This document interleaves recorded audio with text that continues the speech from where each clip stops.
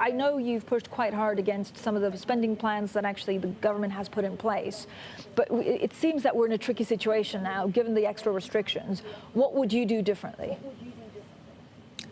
Well, we are in a very, very difficult situation, and obviously the UK is particularly suffering currently. By many projections, we'll have the deepest recession in the G7, potentially a very slow recovery as well compared to many other nations.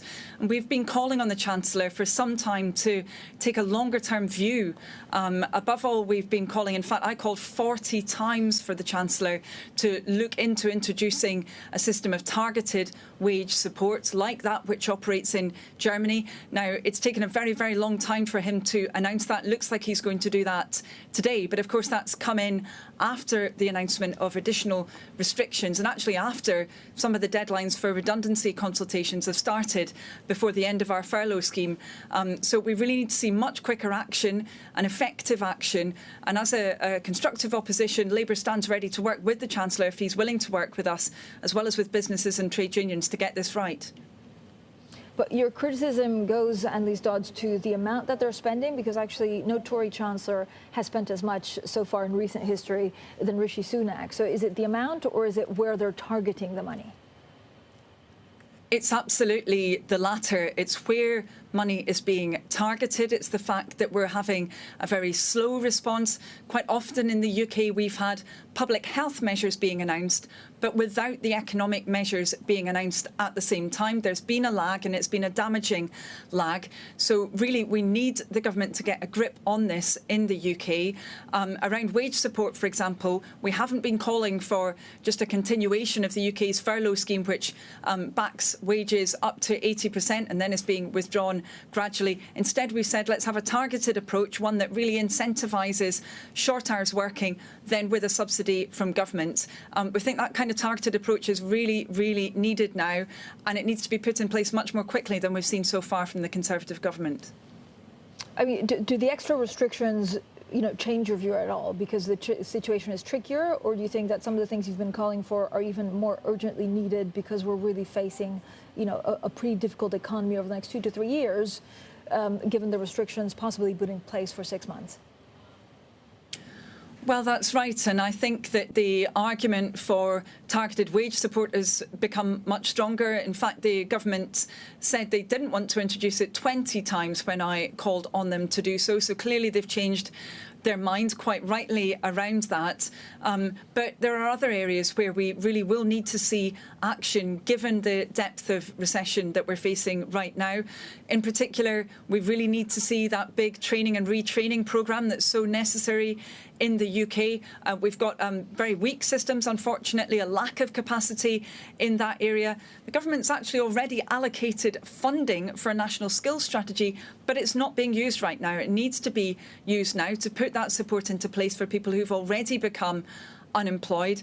But we also need to see government facing up to the debt crisis that many smaller companies will be facing. Sounds like the Chancellor might be potentially extending some of those coronavirus-related loan schemes in his statement this afternoon. We'll wait to see what he's announcing, but we need to have a longer-term plan around this. We need businesses to be able to invest and particularly to take on new staff if they possibly can. I mean, in other parts of Europe, certain countries' governments are actually taking active states and companies as a way of support. Should the UK do the same? Well, we really don't think that the Conservative government should be ideological about this. We think they've got to be pragmatic. There will be cases where actually an equity stake would be the appropriate way forward, one which delivers value for money. And I've been consistently very, very clear that we need to make sure that there are conditions placed on the use of public money. We've not seen that actually very much from the UK government. I think that's a big problem because it means that in some cases some of the schemes haven't been used in the direction they were intended. But we want government to be open-minded around this. There are industries like, for example, aviation in the UK where there will need to be substantial change for the future because of the climate crisis, because of, sadly, what looks like a reduction in demand structurally. And we need government to be much more actively involved in that sector, planning for the future with businesses, with trade unions to get us to a better place.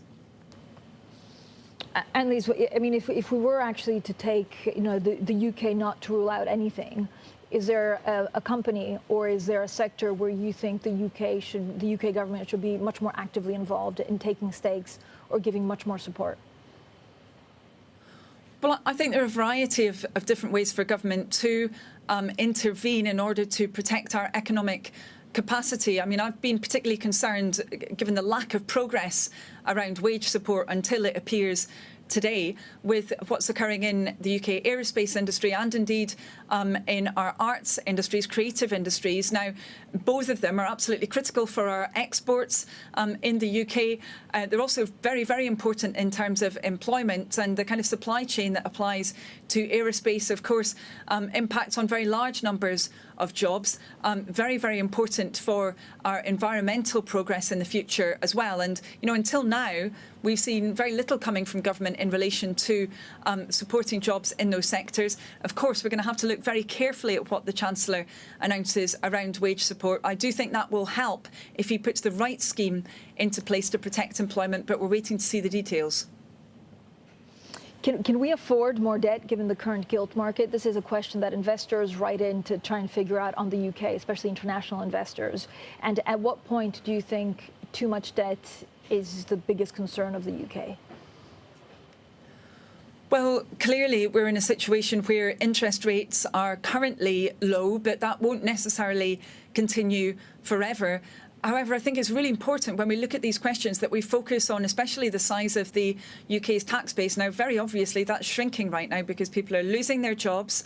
They're spending much less because their income is going down. Also, businesses are becoming insolvent. All of that really strongly impacts on our tax base. We need to do what we can to try and preserve economic capacity, try and maintain the size of that tax base. I think that's really, really important going forward. You know, in the middle of the deepest recession in 300 years in the UK, preserving our tax base, preserving economic capacity is really the most important thing right now so that we can have that, hopefully, recovery that we really need to see.